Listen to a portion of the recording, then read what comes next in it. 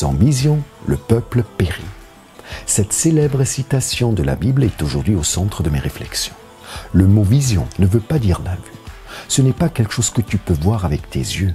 La vision et la vue sont deux choses bien différentes. Ta vue te permet de reconnaître quelque chose qui est déjà là, qui existe.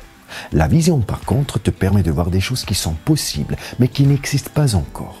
Je vais t'illustrer cette différence par un exemple.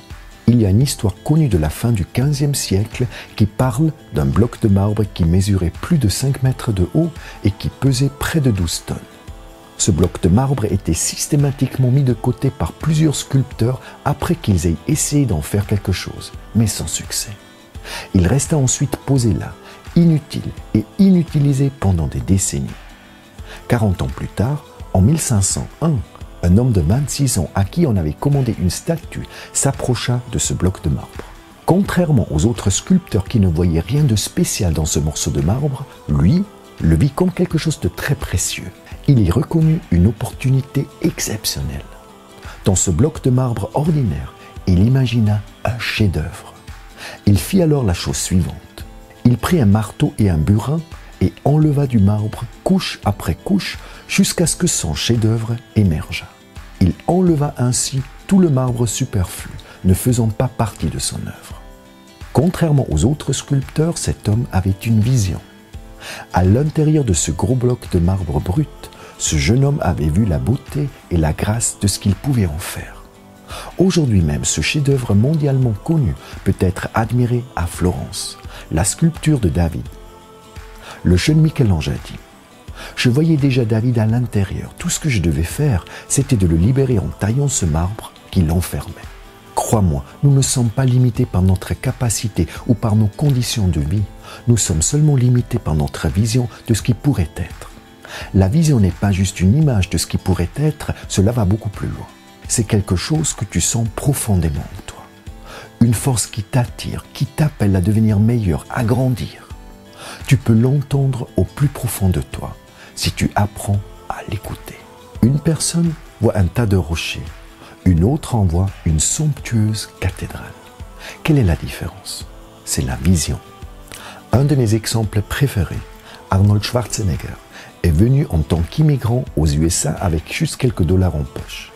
Il a commencé en tant que maçon, est devenu 7 fois Mr. Olympia, a gagné des millions de dollars en tant qu'agent immobilier, est devenu un des acteurs les mieux payés d'Hollywood, pour finalement devenir gouverneur de la Californie pendant 8 longues années.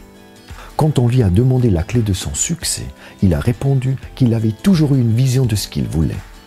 Voir son résultat clairement dans son imagination lui avait donné la force et la motivation nécessaires pour accomplir le travail dur et pénible qui était indispensable pour en arriver là. Avoir une vision lui avait donné confiance en lui pour remporter la compétition. Il disait « Grâce à cette vision claire et limpide dans les compétitions, je n'étais pas là pour y participer, j'étais là pour gagner. » Nous avons tous besoin d'une image claire dans notre tête et notre cœur, de qui et de comment nous voudrions être dans l'avenir. Une image claire de ce que nous voulons atteindre. Comment est ta vision? Celle de l'amour et de ta relation avec ton partenaire de vie. La vision de ta famille et de ton travail. Tu dois développer une image claire de ton futur. Voici maintenant la partie qui devrait te faire peur. Tu atteindras dans ta vie à peine plus que ce que tu pourrais t'imaginer dans tes rêves les plus audacieux, et ceci dans chacun de tes différents domaines de vie. Tes rêves ou la vision que tu as de ta vie, c'est ta frontière du possible. Tu peux réaliser tes rêves et ta vision, répondre à tes propres attentes, mais jamais au-delà de ceci. La manière dont tu te vois te destine à comment tu deviendras. La manière dont nous nous voyons est ce que nous deviendrons. Ton mariage ou ton couple, ta carrière, ton compte en banque, ta maison, tes enfants, tout ceci ne peut devenir aussi grand que ta vision. Toi et ton futur ne seront limités que par ta capacité à être un visionnaire.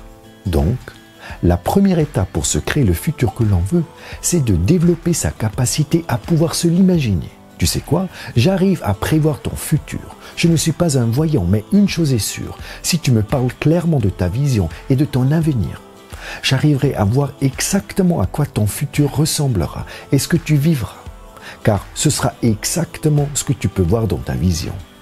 tu peux changer ton futur en changeant simplement la vision de celui-ci. Alors ce matin, réfléchis à la vision de ta vie. As-tu une vision pour ton futur? Et comme il est écrit dans la Bible, sans vision, nos possibilités périssent. Si tu as aimé cette vidéo, partage-la avec tes amis et abonne-toi à notre chaîne YouTube et à notre page Facebook. Si tu es nouveau parmi nous, bienvenue, tu as trouvé l'endroit où des centaines de personnes se donnent rendez-vous pour ensemble devenir la meilleure version d'eux-mêmes. Alors, si tu n'es pas encore inscrit, rejoins-nous. Maximus Daily est complètement gratuit.